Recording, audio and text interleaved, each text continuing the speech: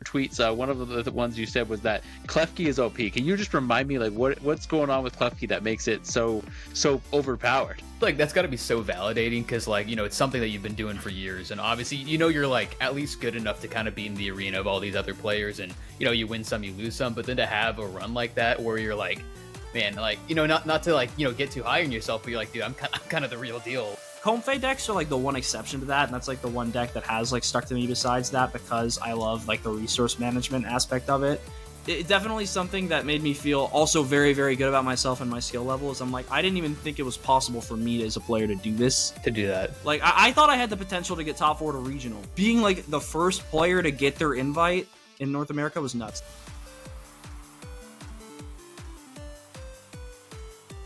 Hey everyone, welcome to the Skill Link podcast where we chat and get to know passionate content creators, competitive players, and all the voices who continue to make the Pokemon community incredible. And today's guest has played competitive Pokemon TCG for nearly the past decade. They played in all divisions of the game, succeeding at every level, and this includes multiple top 8 placements at regionals.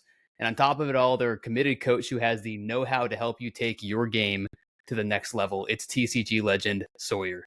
How you doing? I'm doing pretty good. Thank you for asking. Yeah, it's been a chill day, chill week. Just happy to be here. Appreciate the invite. Love it. Yeah, no, you have quite the rap sheet. So we were putting together that intro, and we're like, yeah, this guy's got a lot going for him. It's cool to go through all that. So I appreciate it. It's gonna be. Yeah. It was kind of fun to kind of see your profile, see, you know, what feats you got under your belt.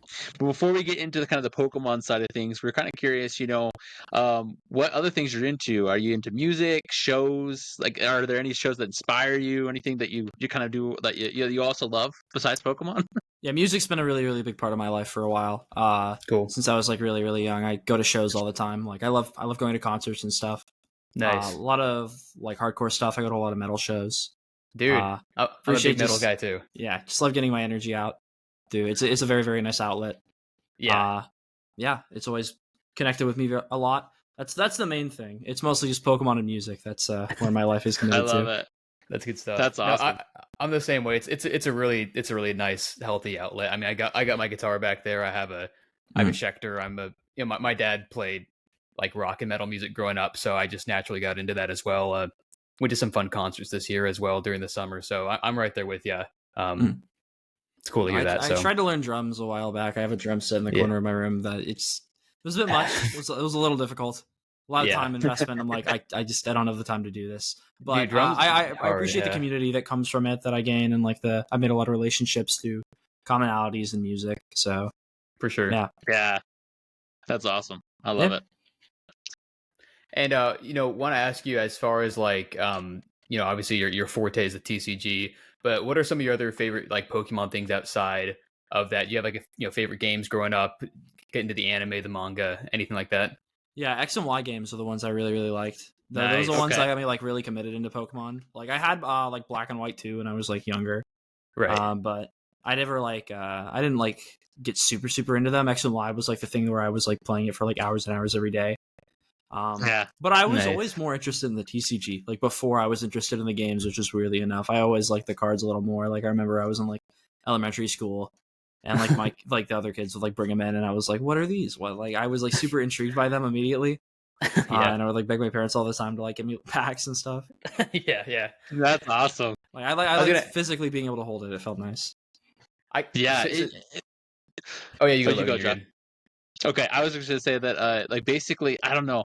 There's something about the cards where, I mean, I think this also probably goes, like, kind of in the realm of, like, the sprites in the games, too, where just, like, the different poses, the different artwork, it really just kind of gives each Pokemon, like, a personality, and it makes, like, I don't know, for me, it always made the world just that much more real, and so I definitely, like, the cards are special. They have a really good, just kind of, vibe and energy going on for like the Pokemon world in itself. I love that.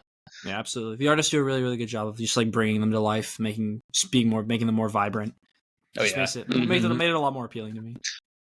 I was gonna say you were saying X and Y. I can't believe we're past the 10-year anniversary of those games. Yeah, I know, it's crazy. It feels very, very weird.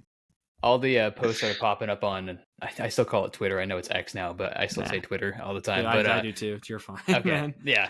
All the posts started popping up. It's like, hey, it's been 10 years since X and Y, and I'm like, there's absolutely no way. But it's like, I mean, in the world, sure enough. No, it's crazy. It's definitely nuts. Doesn't feel like it should be the case, but yeah. Yeah.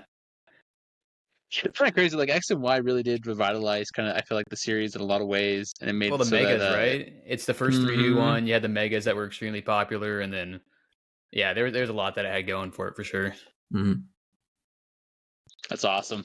So, you kind of told us a little bit about, you got into X, Y, that, and that was some of the games, but talk to us like overall about, you love the cards as a kid and, your Pokemon journey in general. And then what led to your Kyogre tattoo? It looks awesome. Oh yeah. Let me see if I can get a sweet. of it. I love this thing. I'm so glad that I have it. Yeah. It's so cool. Yeah. We saw the picture. And we're like, dude, that's nuts. Yeah, no, hopefully the first of many. Definitely want to get a lot more at some point. No, I started playing like the TCG around like 2013. That was like what like really got me into it.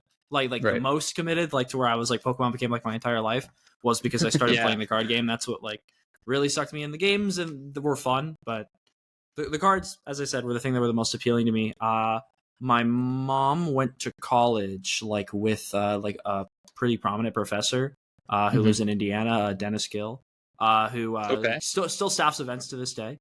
Very, very nice guy. And he like came out to like my house and like brought a theme deck and taught me how to play.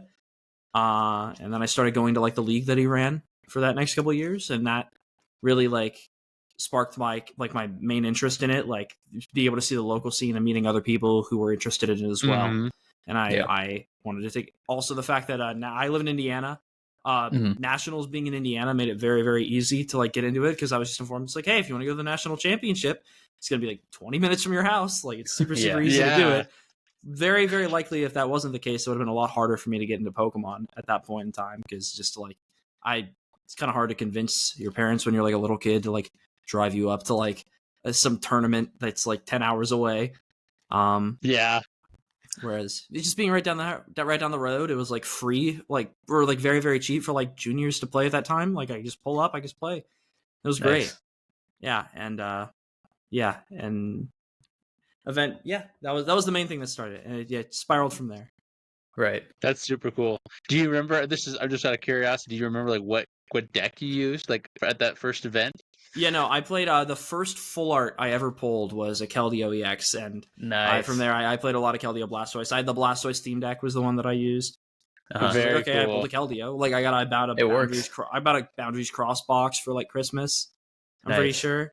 Or, like my birthday, it was one of those two, and then that was the deck I committed to from there. And just Rare Candy Blastoise, Deluge, fun stuff. Just there you go. Slam a bunch of energies down. It was super fun. That was and you're good, and you're running. Yeah, it was great. That's awesome. I played that for a good like year. Do you have a favorite X and Y set that you drew a lot of your main cards from your deck from, or even just from a collectability standpoint? Yeah, I think it was Roaring Skies. I played a lot of Mega Ray Skies, while it was in Standard. Yeah, Mega Ray was like my deck for a while, so it was definitely that. I liked Phantom Forces a lot as well. I really liked Gengar when I was younger. The Gengar in it. So loved the Gengar cards in that set. Those are the main two. It's crazy how expensive some of these individual X and Y packs are getting. I mean, obviously, with as time going on, there's scarcity. It's naturally going to happen, but it's cool. Sometimes, I'll go. They'll have like old print runs of tins or something like that, and they'll just have like a loose X and Y or Sun and Moon era pack in there, and you're like, oh, nice, cool. I'll take it. Yeah. Just put that in the closet. Hold on to that for a little bit. Seriously. Yeah, seriously, that's cool. So now this is going to kind of segue more into obviously what you've been doing and where you've been succeeding a lot. So this, kind of a intro into all of that, talking about the tournament scene and the two regionals where you've made top 8, which is really, really cool. Firstly, we want to hear about the insanity that was Sacramento, top 4, awesome cash prize. And as you say, you said you had a lifetime of memories over there.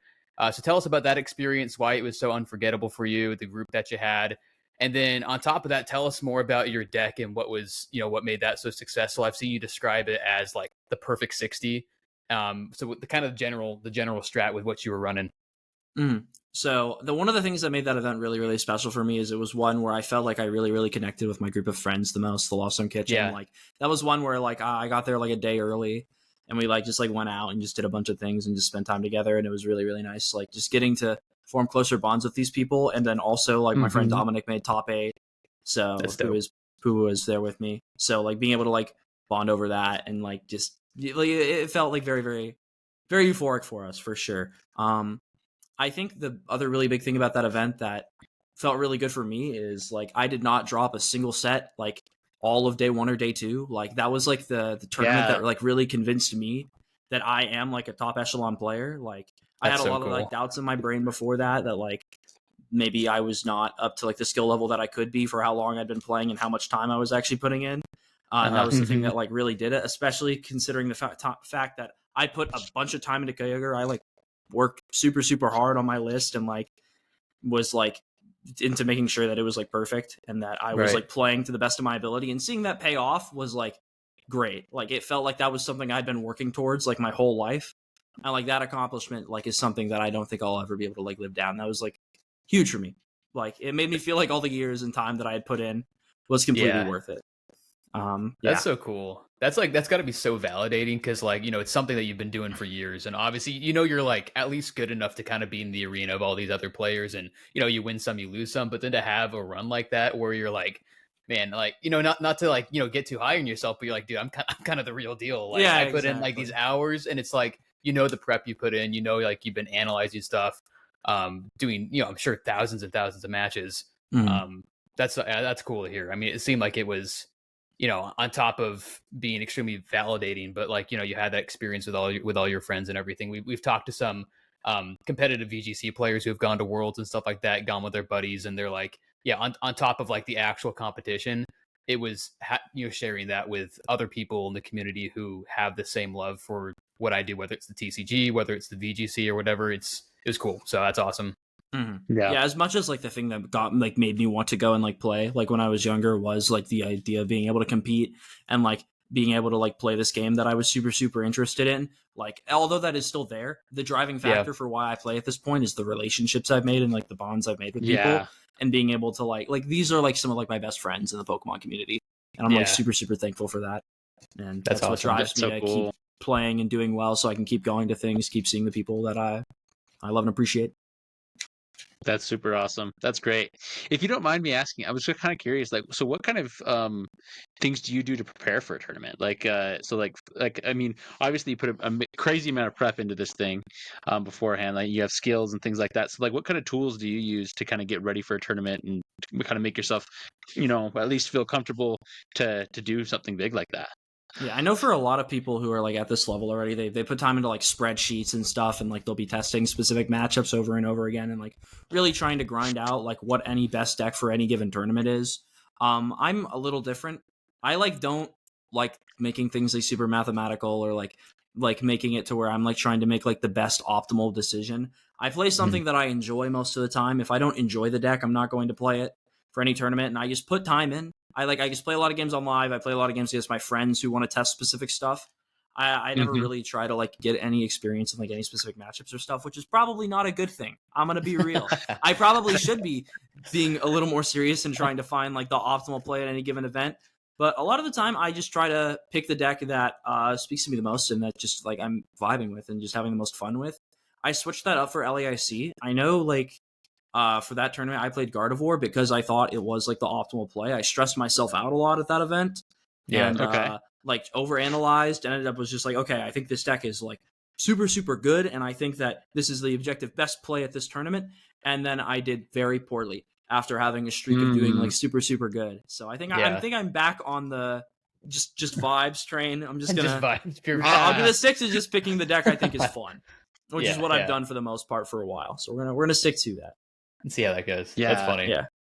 Yeah. But I don't do like crazy prep or anything. Like I just play a lot of games. I just intake a lot of information.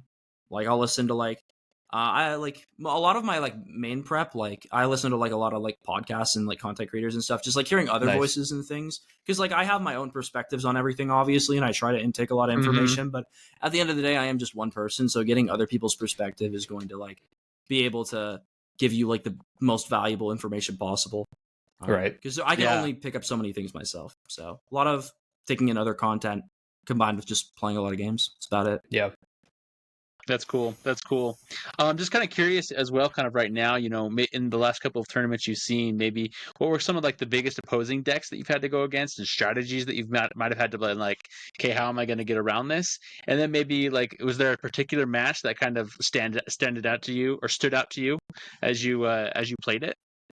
I know like in recent memory, one of the matches that like I feel like really tested me personally and like the work that I'd put in was I played against Rowan Stave now at Toronto Regionals round 9. We were both 5-2-1, so it was a win and in. They were playing. I was on Kyogre, like the 60 I'd been playing, and they were playing Guardy, except they had an Espeon VMAX in their deck, which is like incredibly problematic for me, and it like directly counters my deck if they just like put an energy on a Manaphy. I can't really like do anything about that. Like they just I can't spread damage anywhere. Like I can't bench snipe. It just like it's super inconvenient. I don't play boss. Like I just lose pretty much. Nice. And I had to like I played game 1, I got like absolutely slaughtered, and then like game 2 was one of the games where I feel like I played some of the best Pokemon I've played probably like ever. Wow. There was a turn where he like played a Collapse Stadium down preemptively. And I took that opportunity like and was like, okay, he has an Espeon VMAX in his deck list. He has a Spiritomb in his discard pile. What is he cutting from this deck list to fit in these cards? And I'm like, I'm fairly confident you do not play any other like ways to remove Pokemon from your board. So I like bumped the stadium and Echoing Horned back something useless. There was no Cress on board, no Espeon. And then I just like didn't knock anything out for like 5 turns. I just kept using Sableye over and over again. Yeah. And eventually just like took like 5 prizes in 1 turn. And then Roxanne. That's insane. And I was just like, okay, do something. All right, there it is. Yeah. Yeah. That's crazy, man. Definitely, like there were, one of the other ones that went like really awkward for me though that did not go as much in my favor. I know was top 4 of Sacramento, the one I lost. Okay. Where I had to play against the Arceus Gyarados deck that had like just randomly popped up at that tournament. Like that was like a match that like I'm gonna be real. I don't. This is gonna sound like kind of like a little egotistical, but like once I saw like what was in like the top 4 of Sacramento I was like, it's 2 Lugias on the other side of the bracket, one of which I played against Alex in Swiss and beat him. And I was like undefeated against Colorless Lugia in day 2. I'm like, okay, bro, I feel like I just win this tournament. I'm against a weird, crappy Arc deck. I'm about to win this regional, right? And then I got absolutely pummeled. Like, destroyed by this random Arc pile. And I was like, what? Yeah, I was, it was an experience for sure. Which no disses to Niccolo at all. He was super nice to play against. His deck was super interesting. It was just like definitely one of those experiences where I getting like absolutely throttled by some like weird deck was like at that point in the tournament was just like an experience. Like I was not mentally prepared for that. Right. It was something. It must have been kind of a mix of emotions too, because you felt so good for where you got into. It was like it was like I didn't expect that at the end. Yeah, it was a heartbreaker for sure, but like I definitely was still very happy with where I was. I was content. Right. Dude, the mind games just go crazy too. Like it's because you're trying to like at the same time you're trying to deduce what they're hiding, and you're like, well, he can't have this, he can't have this based on what he's been doing. Kind of like what you're saying, like what else could be in his list that like he could possibly have based on how he's been playing. And it's like it's the same thing with like in competitive on the video game as well. It's like you're trying to deduce like, okay, what's this guy's held item, what ability is he running, what possible coverage moves could he have, so on and so forth. So it's like it's crazy, like really all of like the internal calcs and like what you're kind of running in your head as these matches are playing out, and it's insane. And speaking of Arceus, so tell us more about Fresno as well. You had another awesome finish. That was your other top 8, but you had a different deck. So tell us about that one as well. So that was the Arceus Klefki Aerodactyl thing, right? Yeah. Which in retrospect I can say now that deck was one of the worst things I have ever produced and is an absolute pile, and I'm very shocked it did anything. But that was still something really interesting. That was a deck that like me and my friend Dominic had like worked on like right before Milwaukee regionals, which was the week before Fresno. So we about like 2 weeks before I got a top 8 with it, we were like theory crafting that deck. Like the Tuesday before Milwaukee, we came up with it and made a list for it. But that was like one of the times where it made me like feel like really really good about it, like about myself, like as a deck builder, and as in terms of just being able to come up with like my own unique ideas and actually make them work. It's something I haven't tapped into as much since then, just because I like got so locked in on Kyogre and that deck felt so like correct for me that I just haven't like put a lot of time into deck building. But that was something it made me feel like I'm a respectable deck builder as well, which is something that I always really wanted to be able to accomplish. Like I love making unique and interesting decks, so that was a really really cool experience. Like my friend Christian got top 32 at Milwaukee with that deck as well. Nice. I definitely was very very fortunate in my run to get to top 8 though, if I'm being completely frank. I had like 6 Lost Box decks, and like a lot of them just like had like, even if I didn't start Klefki, probably could have still lost some of those games. They probably would have still lost some of those games. Like I played against Azul in day 1 and he started a basic V all 3 games. Oh, like, shoot. Okay. Like just very, very silly stuff like that. So the deck definitely was just me cheesing people, if I'm being frank. I would just like, there was not a lot of skill expression in what I was doing. I was just kind of like, oh, I started Klefki like above 50% of the time. I'm probably going to win this tournament. Yeah. And it went about as I expected though. Like all the Lost Box and like Muse and stuff I hit, like I've slaughtered them. Like I went like 501 against Lost Box, like 2-0 against Mew. I just kept winning against those. And then both of my losses were to like, what was it? No, I lost 2 of my losses were to Gardevoir because that matchup was terrible. And then my other losses were to me losing the coin flip against Lugia. Like, pretty much. So like the deck was definitely kind of gimmicky, to be fair, but I mean, I made it work, and I still felt very, very accomplished. Definitely not as accomplished as I could have felt if I had maybe played a deck that maybe showed a little more skill expression, which is why Sacramento was such a big deal to me.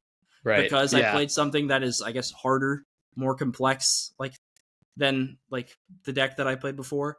But it was still cool. Like that was a very, very cool experience. But I don't know, could have been better for sure. Just if I had done something a little more skill intensive. Yeah, but it was still really cool. And the deck is really cool. I am proud of that deck still, even in retrospect. If I think that deck was absolutely terrible. I'm a little bit greener on the Pokemon card, on the like the trading card game a little bit. Can you remind me exactly, because in your tweets, one of the ones you said was that Klefki is OP. Can you just remind me like what's going on with Klefki that makes it so overpowered? I mean, the card is just like very unfair in nature. Like I know one of the things, like I played like a bunch in like 2016. That was like one of the years where I put the most time into the game, and that was like one of the formats where it was like very, very reliant on like turn 1 disruption. Like there was like Bioplume and Trevenant in that format, and you could like just item lock your opponent on turn 1. There was like Garbotoxin in that format as well. Just like very, very silly stuff. And I was like that was stuff I played around with a lot, and I'd seen the power of turn 1 disruption and turn 1 like ability lock and stuff in formats like that. Yeah. Also with like Wobbuffet in those formats. So I was just like the card is inherently strong. Like shuts off all basics, lets something active. And I'm like, okay, any game where you start this, especially in like a field that's filled with like a bunch of like decks that are super, super reliant on their abilities, like as their draw engine, it's like this card should just be nuts. And there were quite a few games. I know one of the things I played in my Guardy list at LAIC that was actually really, really nice was the one of Klefki, just because you would just start it sometimes and like cheese people and slow them down enough, and the deck just needs a lot of time to like build up and set up. So it bought you a lot of time, which is why I played the card, and it won me a lot of games. Yeah, so that's awesome. Yeah, it came back. I like the card now in a different context, in a deck that maybe was a little bit more interesting to play than Art Keys was. Not a big Guardy fan in general anymore, but the Klefki was the MVP, honestly. It won me a lot of games. Nice. That's so cool. That's fun. Kind of switching context a little bit. We heard kind of through the research and things like that you were one of the first, or you were the first to receive an invite for Worlds this year. Was it the previous Worlds this year that you were the first to receive an invite for? Yeah. How did that feel? Season. I mean, I was the first player in North America to get their invite through championship points, not through winning a regional or anything. Yeah. Just purely through grinding, which was something. It was definitely a very, very rewarding experience as well. That on top of like Sacramento this season, like I felt like I had to put a lot of work in to get there. Like I went to like a lot of out of state cups to try to grind out those finishes like in the latter half of the season to get that. That was something I didn't even think it was going to be possible for me. Like my goal was to get my invite like 3/4 of the way into the season, like to get it around like EUIC, and then I got it before LAIC even happened, which was like nuts to me. Like that was definitely something that made me feel also very, very good about myself and my skill level. Is I'm like, I didn't even think it was possible for me as a player to do this. To do that. Like I thought I had the potential to get top 4 to regional.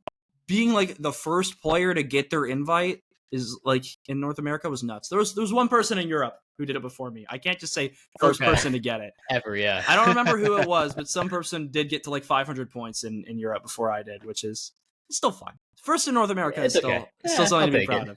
Yeah. That's huge. Yeah, it was a very, very rewarding experience for sure. That's awesome. That's super, super cool. And just sorry, and this is just for my clarification. So this is for the 2023 Worlds or the 2024 Worlds that you got the invite for? 2024. Very cool, dude. That's fast too. I mean, I don't know. Yeah. I mean, I feel like that's a grind, man. That's amazing. Good, congrats. That's so cool. I appreciate it. Thank you so much. Yeah, that's so exciting. And you know, don't want you to divulge too much of your strategies as you gear up for 2024. But you've already kind of started to talk about kind of what your process looks like for deck building and some of the things that you identify.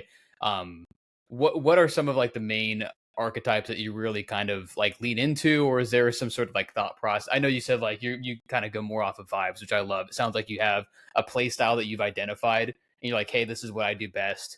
Because obviously, goes for anything. Anytime you kind of play outside of your play style and maybe try and do something that's too meta, you kind of force yourself out of your comfort zone. Just tell us more about your process with deck building, identifying what works for you, archetypes, things like that. Yeah, I found over the years the decks that I like are like the ones that are very, very efficient and that aren't exactly very, very reliant on like popping off and like I don't like high roll decks very much. I don't like stuff like Miraidon where you're very reliant on hitting a bunch of generators and stuff. I like decks that are very, very consistent in what they're trying to achieve and aren't like looking to do something like super, super insane. Comfey decks are like the one exception to that, and that's like the one deck that has like stuck to me besides that because I love like the resource management aspect of it. I just love how many cards you draw. Like that was just it clicked a lot more for me. But I played decks like Arceus decks for a while. I know for Worlds last year I played Palkia Chien-Pao. Like the deck just like that was like more focused, not with no Baxcalibur, I should clarify. That deck was just like super, super consistent and straightforward in what it was trying to accomplish and didn't it's like heights were like way lower than a lot of decks, but like it's like low ground and like it's minimum requirement of what it needed to achieve to win games was like a lot lower than a lot of the other decks in that format. Yeah, I like being able to have a higher opportunity to play the game is pretty much what the bigger thing is. So I like things that are consistent for sure. Yeah. Stuff that's in your control where you kind of have like minimal. Yeah. I mean, like to a degree, risk I'm sure is fine, but like being able to minimize that and understand what's in your control and what you can or can't do is, I'm sure that's kind of what you're aiming for. Definitely. There are definitely been some moments every once in a while though where I lean a little into the dark side and I just decide I want to play some random pile of jank with like 8 million attackers because I feel like it. I know at Fort Wayne Regionals last season I played like the Turbo Lost Box Aerodactyl deck that played like 4 different basic energies and just like had a 1/1 Aerodactyl V-Star line in it. I had like a Crobat V. Like just a lot of very, very silly things. And that deck was super, super fun. Yeah. I played like Ice Cube too. Like to be nice. It was all over the place. And I know this was a deck I didn't bring to any tournaments because it was bad. But I played a bunch. There was like this basic V pile deck that I played in a bunch of online tournaments and like won one of them with. Where it was literally just like Melanie and Luminous Energy and just like every single Pokemon in the deck was a 1-of. It was just like me just like trying to just go 2/2/2 as quickly as possible. Right. Yeah. And it was definitely something. It was very not good. It was not great. But it was very fun. In the decks like that where you're just like all over the place, I enjoy the most. So when they are good, I'll try to play them. Right. Which is why, I played like the one Lost Box deck for a while. That's why I like Lost Box now as well. It's because the deck is all over the place. You can play like a lot of like very, very interesting attackers in it. And I was less my lists for it were less interesting in like recent memory. Like in like my Kyogre build was like fairly standard in terms of the attackers, but there's definitely a lot more room to work with in this current format. Like Lost Box has like so many different approaches it can go off and so many unique attackers it can play. So I still really like Lost Box in this format for that reason. Nice. Well, it feels like you probably kind of mastered the way that deck kind of flows, because it looks like, from what I'm seeing here on your rap sheet, that like that's the deck. The Lost Box deck is the one that you've been able to do, like achieve your best results. That's the one that you took to Sacramento. It's the one that you had in Pittsburgh, right? And then also in Fort Wayne as well. So I mean, it looks like that you kind of have gotten kind of the flow of how that one works and how it feels, and been able to master that, which is super cool. Yeah, no, that was I like put a lot of time into Lost Box like since release, and it definitely took me a lot of time to get to a position where I was like very comfortable playing it. I played Lost Tina to the first 2 events in North America where Lost Origin was legal. I played it to Peoria and Salt Lake City regionals in the 2022 season. Oh no, the very beginning of the 2023 season. Sorry, and I bombed both of those events terribly. I didn't get points at either of them. Like, did absolutely horrifyingly bad.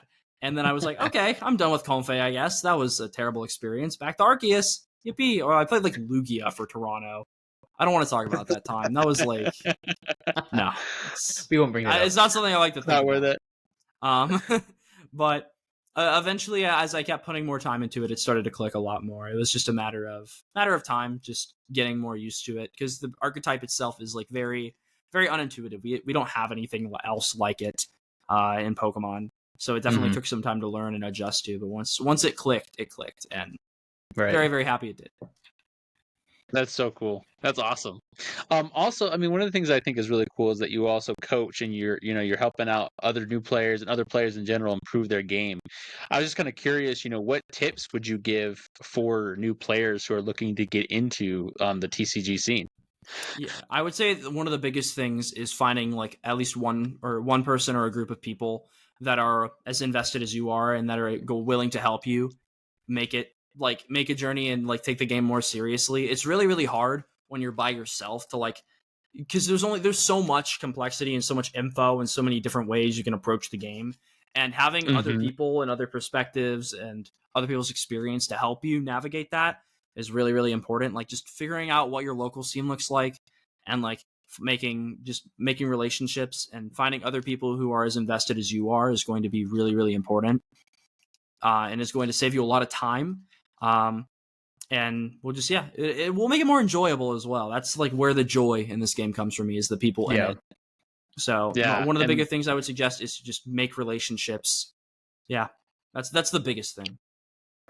That's cool. I love that. That's great.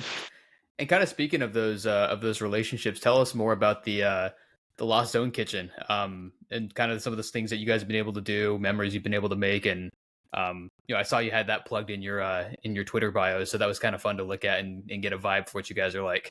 No, those are the group of people that I've become like some of the best friends with over like the past season. A lot of them I didn't even like know like prior to like the start of the 2023 season, other than Travis is one of the members of the kitchen. I've known him since we were both in juniors. We played at 2016 Nationals, and we've been like very good friends since then. He's probably like one of my best friends just like in life. So it's been super cool being able to like delve into that with him and like have us like still be together just like for after this long. We're both still in it, still chugging, which feels great.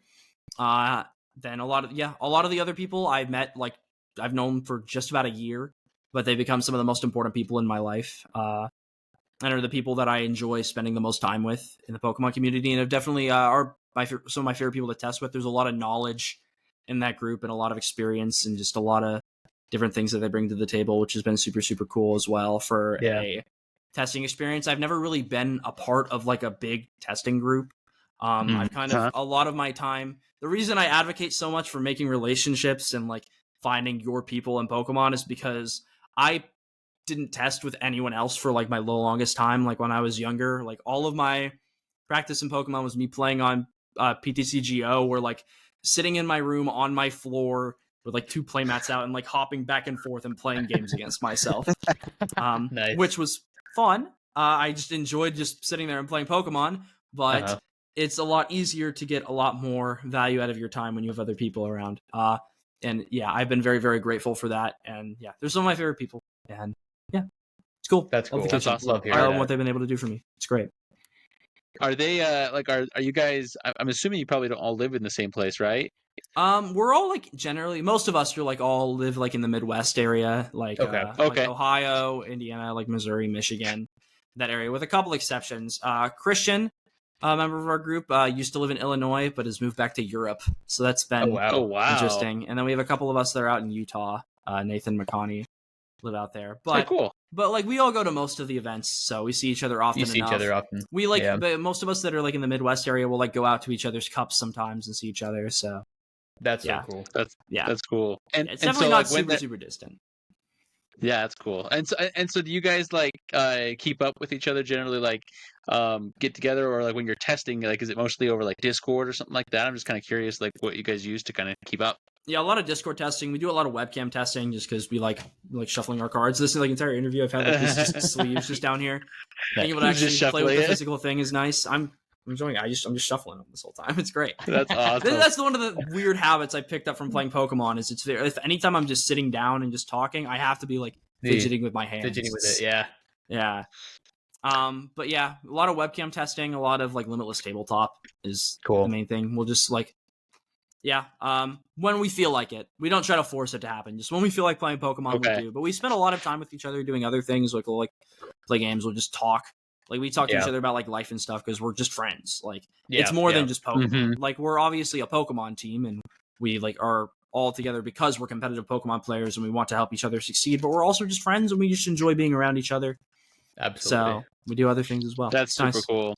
And yeah, I don't know how much I'd enjoy being part of like any other team in Pokemon, because obviously they're a lot more like, a lot of them are like sponsoring players and like giving them like really, really big opportunities and like making it easier for them to go to tournaments and stuff. But I feel like it feels a little forced being part of some organizations like that. No shade to like any bigger organizations or anything. They're obviously doing their thing, and there's a lot that they can be gained, and I respect what they're doing, but it's like, it's hard for like me personally to see myself being part of any of those organizations because it feels like very, very superficial. Whereas like here we are a group of people who came together first because we were friends, and then are trying to make something more serious and a more established team from our friendship, which feels a lot more authentic and nice. That's super cool. And the thing is, I love that it's kind of that, like, you know, the real relationship. Josh and I, we're part of just a draft league, like so a singles draft league or VGC, whatever we're doing that season. But like, it's just one of those things where you really get that community, like you're saying. It doesn't have to be all about Pokemon all the time. It can be, you know, we just chat about whatever, or we do Pokedoku or whatever it is, right? And so I just kind of love that aspect of, you know, helping each other out to be better, but then also, you know, being true friends to one another. I think that's so cool. You know, it's definitely a blessing for sure. I'm appreciative of what I have. Yeah. And my last question, real quick, I just realized this. Is it Lost Zone Kitchen because of the Lost Zone box set? Is that the? You know, I honestly don't remember where the name came from. If I'm going to be real, I don't know why we're called what we are. We just kept saying that we were cooking a lot, like while just like testing while we were like playing together. Like before we were like an official thing, we were always cooking. Pretty much, like we were always making like really, really dumb decks and just like doing very, very silly things. We're like, okay, I guess we're the kitchen, and then eventually like a lot of it, I don't know, Lost Zone Kitchen. Make it Pokemon branded. That was like pretty much it. I don't think there's any deeper story to that. It's just that. That's awesome. I love it. Yeah. So then I guess, you know, as we're kind of getting into, you know, we're kind of closing up the year. I've gotten your invite for, you know, the Worlds next year. What's kind of your next, like, what do you have your sights on next? What's the next goals? What are things that you're looking forward to? Yeah, I guess my long-term goal for this season is I would like to get like a paid trip to Worlds. Like I would like to end top 16 by the end of the season in North America. It's going to take a lot of effort. Like I'm not going to slow down too much. I'm going to be going to almost all the regionals in North America. I don't think I'll be going to any of like the EU regionals like a lot of other people are doing. I don't know how financially viable that is for me, but I'm going to try to go to the event, almost every event in North America, hopefully to keep things up. And I'll be going to EUIC as well. That is my main goal right now, is to stay in top 16 in North America by the end of the season. But at the end of just get any finishes at the end of the day, I'm happy with as well. I just want to keep getting big placements at tournaments, keep feeling like the work I'm putting in is amounting to something. Just I want to be able to look back on this part of my life eventually, if there's ever a time where I like need to slow down or I don't play Pokemon as much, and be proud of what I accomplished while I have the opportunity to. And like I have the time to invest into it now, so I might as well take advantage of it. That's so cool. I love that. It's like low pressure but high goals, and I like that a lot. Absolutely.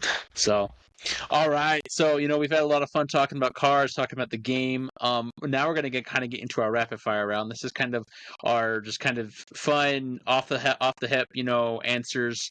So we'll give you just some prompts. You kind of tell us what comes to the first thing that comes to your head from our prompt, and we'll get right into it.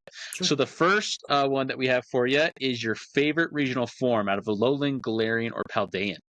Ooh, I like a lot of the Alolan forms. I think that's what I'm going with. Okay. Alolan Vulpix is like a top 10 Pokemon for me. Yeah. Oh, yeah. I was going to say that one specifically. That one's great. Yeah. That one, and I like Alolan Sandshrew a lot. I like Marowak a lot. Like true. The Ghost Fire thing is super cool. That's really cool. Yeah, I like because they have a lot of the flair of like the Alolan region, obviously being like super Hawaiian inspired. It's cool that like all the forms kind of give that off. So yeah, for sure. What's your favorite? Maybe from like a bygone era, what's your favorite like card or gimmick from a previous generation or era that's not, competitively regulated anymore? Yeah, I think it was definitely Archie's Ace in the Hole. I love that card. Yeah. I played that was Archie's Blastoise was the deck that I played in juniors and got 2 top 8s at regionals. Both of those were with Archie's Blastoise. That deck is super fun. It was just a combo deck. It was fun. And I think the nature of the card is really interesting. Like the idea of having to put yourself towards the last card in your hand to play it is super nice. Like, I ended up playing like a single strike mustard deck to Charlotte. Like I played like a Beedrill deck because I loved that style of deck, but I had never like fully committed to playing it at any other point in the season. I'm like, I love this design. I love playing these types of decks. I'm going to force myself to play it at this event, even though I think the deck is not very good. Still made top 128. So there you go. Worked out. I was 128th exactly. Didn't even make day 2, but we still got there. Nice. So it doesn't matter. I love it. Yeah, Archie's is one of my favorite cards. I saw you posted a picture of Archie's, and I gotta ask as well, what's with the Arctivish V? Oh, don't worry about it, man. Okay. I saw you posted that as well, and I just I like tweeting out random pictures of cards that are very, very obviously bad. It farms engagement. It's funny. I get random comments of people who are confused. I assumed it was memed, but no, it's definitely a meme. I don't do it as much anymore, but like like I used to just like I think the last one I posted a picture of a Alolan Executor V. Just randomly. Oh, nice. Yeah. This is and everyone's like, I like how it's super cryptic because there's like no caption or anything. So everyone's like, it's always no caption every time. It's so funny because I went into the replies for the Arctivish V one, and it was like, it was making me laugh, and I'm like, this is I don't put a ton of thought into it. I'm just like, anytime my Twitter feed is like kind of empty, it's like, oh, I should probably like make sure people know I'm alive still. Sure, Arctivish V, baby. There you go, man. Let the world know. I love it. The conspiracy theorists are coming out in hordes, being like, "What does this mean?" No, I'm actually playing Melanie Arctivish to San Antonio. Deck's really, really good. Yeah, nice. With a Melanie DTE, your first attack does a whole 60 damage. You don't knock out rolls. Actually, never mind. This deck's bad. I might have to drop it. There you go. You barely get a new meta right now. Yeah, you barely get a Pikachu with that. I feel like. Yeah. All right. Nice. I might have to stop testing this deck. Might not be worth my time. I love the just kind of your shout out with like I love the trainer specific Pokemon like the Archie's Blastoise or like the gym leaders whatever. I just think that's kind of a fun lore standpoint too, that kind of like each card kind of builds out like the world a little bit too. Like I don't know if you guys have seen, I can't remember which set it is, but there's like a card set where there's like a theory that it's like a story, like where it starts off with a little girl with like her Ross, and then it goes into the Curlia and then the Gardevoir, and I just love those moments like where the cards like just in general also kind of tell a story and like build out lore. I know like the Emboar line from Legendary Treasures has like a very very similar function to that, where it's like showing like a family aging up as the card evolves. I think it's really cute. I love that card. I own a couple copies of it. I have it just like in a bunch of boxes in my corner because I opened a lot of Legendary Treasures when that set was out. It's like one of my favorite artwork cards for sure. Definitely. It just hits. It hits like a special part of the heart, For sure. Getting For on to sure. the It's next cute. one. Yeah. Getting on to the next rapid fire thought really quick. We're just curious, what is your favorite legendary Pokemon? And what is a legendary Pokemon that you think needs more love? So a while ago, I would have told you it was Keldeo. I think my favorite's Kyogre now. Okay. It has to be. Nice. Yeah. Okay. It's just like, yeah. You can't like deny that anymore. I've gained a new love for that Pokemon over the past couple months. Yeah. I wouldn't have gotten it on my body if I didn't like it. Like, I was gonna say, that's pretty. Yeah. Nice. Yeah. Definitely Kyogre. Another one. I want to think I goes unloved. Yeah, like an underrated one. I don't know. What am I feeling? What do I have on my desk over there? I don't know. I guess Suicune's pretty cool. I like Suicune. Oh yeah, Suicune's awesome. Yeah. Definitely one of the more underrepresented dogs. People talk about Raikou and Entei a lot, but I like Suicune's design. I like the little like flowing manes and stuff. It's nice. Dude, I felt like you go, Josh. You go. I was gonna say with Suicune, Logan, who were we talking to? We might have been talking to Kelly, or maybe I was talking to someone else. But so Suicune's like crest on its head. I guess there's some crazy lore behind it with how hard it is. I guess in the manga, Suicune is fighting a Skarmory, and Skarmory's wing shatters on the crystal purple crest on it. And I'm like, yeah, I don't know. It's just like random like lore stuff like that. It's like, Suicune's pretty dope. Shattering Skarmory's wing is kind of it's kind of sick. Oh yeah, yeah. I think Kelly was saying something like the Suicune's like body in the manga like is, and so it's not like, I don't know if it's like official of the games or anything, but in the manga at least it was saying that it's like body is made of diamond or something like that, which is like really interesting. So I like that a lot. I feel like Suicune has the most like mystique about it too. Like it always feels like there's a secret with it, like it's gonna lead to something more.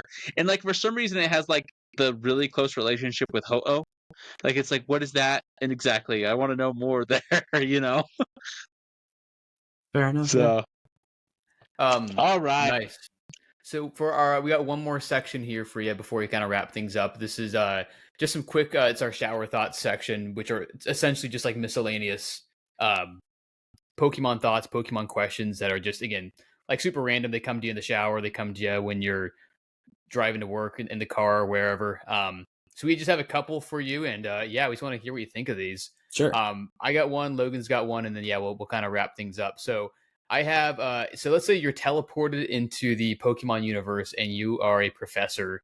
What is your research specialty? Interesting. I don't know what like a lot of the research specialties are, like off the top of my head. Like, let me see. I think we have some of these noted down on a previous. I'm gonna pull these up really quick because here they are. Yeah. So we had to look these up as well. So Oak is Pokemon and human relationships. Elm is breeding. Birch from Gen 3 is habitats. Rowan from Gen 4 is evolution and form changes. Juniper is Pokemon origins. Sycamore is mega evolution for Gen 6. Kukui is Pokemon moves for the Z moves, I'm assuming. Magnolia, Dynamax. Sonia is the history of Galar. And then Sada and Turo are the paradox phenomenons, both ancient and future. Sure. I feel like I just like want to learn more about like their habitat and nature. Like, like I feel like just like they're so vast, and like there's so many like different like little intricacies to them. Just like being able to like learn more about like the way they like live their lives in the wild would be interesting. Nice. Yeah. That's super cool. I love that. My shower thought for you is, if you could design the art on a card, what Pokemon would it be, and what other eras of the TCG would you reference, etc.? Like what would the card look like, and what Pokemon would it be? Ooh, I've always wanted to. Okay, I've had this idea in my brain for a while. I've wanted to make an unknown card where it's like a little like where they're like in like a bowl, like in like they're like it looks like SpaghettiOs, pretty much. I love it. Like an alt art kind of thing, or yeah. Where they're just like just a bunch of different ones just like in a bowl. Doesn't have to be in like actual like spaghetti sauce. Like there may be just like on over like a lake or something. Yeah, but it looks like that. Yeah, I love that. That's so great. Much. Just a Does soup it of spell letters. out anything, or maybe is it just random letters? I'm not sure. I don't know. I feel like that'd be hard to like implement in a way that didn't make it feel like weird. I don't even know what it would reference. It'd have to be something specific. I'm not sure. Yeah. I love that. Yeah. That's amazing. That's like perfect. Oh man, now I want a regional variant of Unknown that's like literally a noodle. I'm down for that. Sounds fun. That'd be amazing. We were talking with one of our friends from our league as well about like it's like some sort of new form with Unknown. I don't know, like where they all like get to. What was he saying? What was Kelly saying, Logan? It was like they all like come together. And it looks like some like biblical seraphim looking thing where it's got like the rings going around. It just looks like super creepy or something like that. Okay. Yeah, I was like, wow, you got some free time today. He's thinking of... For sure, but it is kind of cool. He's got the pretty major theory that the Unknown are, and this is pretty confirmed in the games. I think it's in Heart Gold, Soul Silver, but like that they are related to Arceus somehow, like in like that kind of relationship. So that's why he was kind of saying like they should be like the angels of Arceus, or the cherubim of Arceus, or something like that, which I think would be really interesting. Sure. Wild, sweet. So. Well, those are the shower thoughts that we wanted to run by. It's just kind of fun to ask him those random stuff. But overall, we really appreciate you taking some time to chat with us. And it's really cool to kind of pick your brain, learn more about your experiences, some of the awesome relationships that you've made, some of the awesome strategies, decks, and gimmicks that you've put in. It's really, I think the coolest thing that I've gotten out of this is really admirable the amount of work and grinding that you put in, and then getting a lot in return. I mean, especially hearing about Sacramento, where you're like, this is a really validating experience. And I think there's some really awesome lessons to be drawn from that. And, we absolutely, we'll be following you and wishing you all the best as we head into next year. And so as we kind of wrap things up, of course, go ahead and plug anything that you want people to kind of keep an eye on. We'll of course plug your coaching links as well in our description, but plug anything and then just leave us with some nuggets of wisdom, whether it's about TCG, whether it's about life, anything. If you want to keep up with me, you can follow me on Twitter. It's at Sawyer Hate Mail. As they mentioned, I do coaching on Meta5. If you're looking to get better at Pokemon or just learn more in general, I feel like I'm a good coach, and that I can hopefully give you some sort of perspective on the game that'll be helpful to you. And don't do drugs. Love it. I like it. Yeah. I like it. There we go. We'll plaster that on the thumbnail for this one. Just don't do drugs. That's all we talk about. Nice. Awesome. Well, hey, we appreciate it. Means a lot that you hop on with us. And we'll like I said, we'll plug everything in the description for them. And until next time, this is Josh, Logan, and Sawyer with Skill Link signing out. We'll see you guys.